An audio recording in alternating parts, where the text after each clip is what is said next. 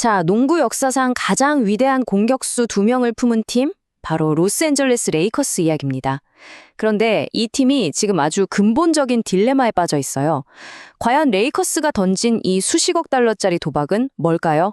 오늘 한번 제대로 파헤쳐 보겠습니다. 이 화면을 좀 보세요. 레이커스라는 팀이 어떤 팀인지 아주 극명하게 보여지죠? 공격력은 리그 전체에서 7위, 거의 최상위권입니다. 그런데 수비는요? 무려 23위예요. 거의 바닥이죠. 그래서 이 둘을 합친 득실 마진, 그러니까 넷 레이팅을 보면 거의 0에 가깝습니다. 이건 우승을 노리는 팀이라고 하기엔 너무 아슬아슬한 줄타기를 하고 있는 거죠. 도대체 이 문제는 어디서부터 시작된 걸까요? 이건 한두 선수 탓을 할 게 아닙니다. 아주 구조적인 문제고요. 그 시작점은 바로 팀의 심장, 슈퍼스타들입니다. 이 데이터를 보면 문제가 훨씬 더 선명해집니다.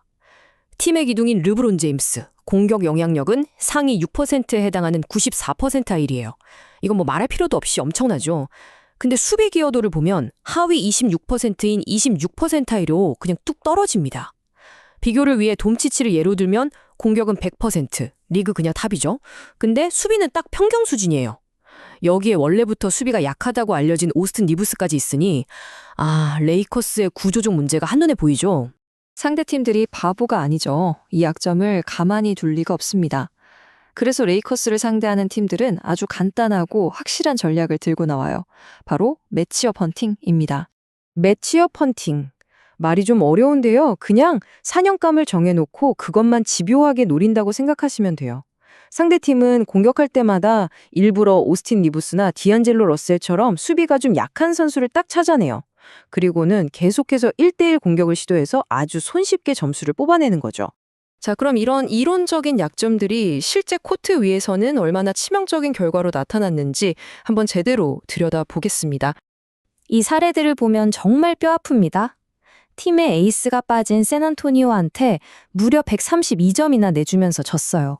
특히 그 경기에서 상대는 작정하고 오스틴 리브스만 노렸는데 성공률이 70%였고 거기서만 16점을 내줬습니다. 결국 팀의 수비 효율은 리그 최하위권까지 추락하고 말았죠.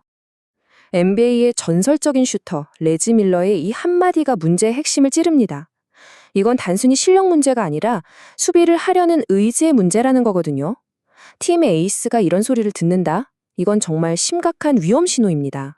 심지어 팀을 이끄는 JJ 레딕 감독도 직접 인정했습니다. 상대 공격을 막는 게 지금 우리 팀의 가장 큰 숙제라고요. 팀 내부에서도 이게 얼마나 신박한 고민거리인지 알 수 있는 대목이죠. 자, 이렇게 문제가 명확한데 레이커스는 과연 어떤 선택을 했을까요? 이 약점을 해결할 수 있는 절호의 기회가 있었거든요. 바로 트레이드 마감일이었죠.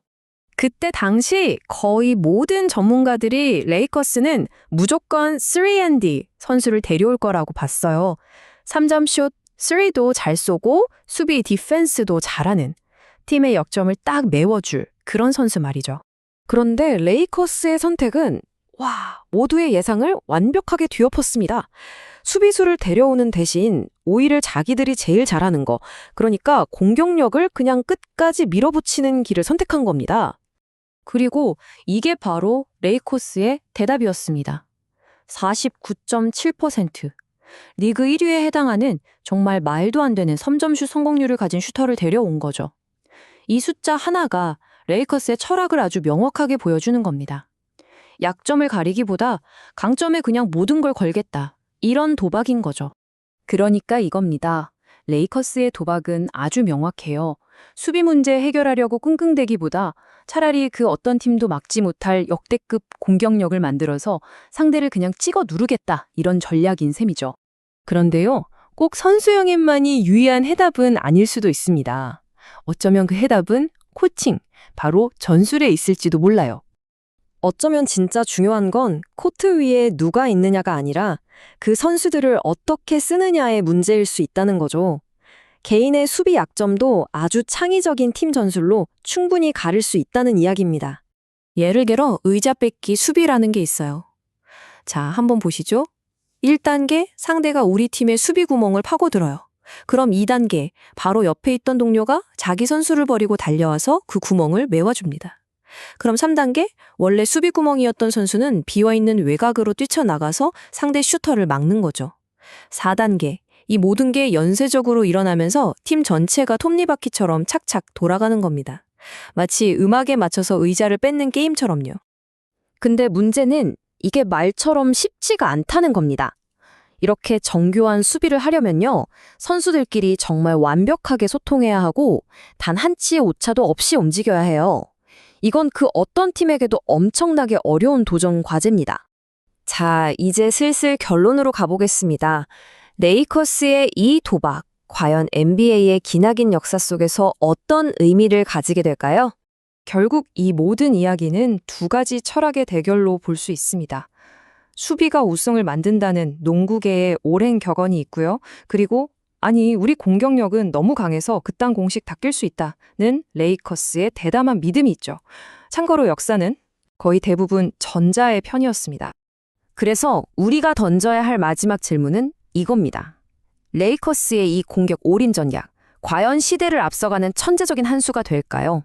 아니면 그냥 역사의 진리를 외면한 실패가 예정된 무모한 도전으로 끝나게 될까요?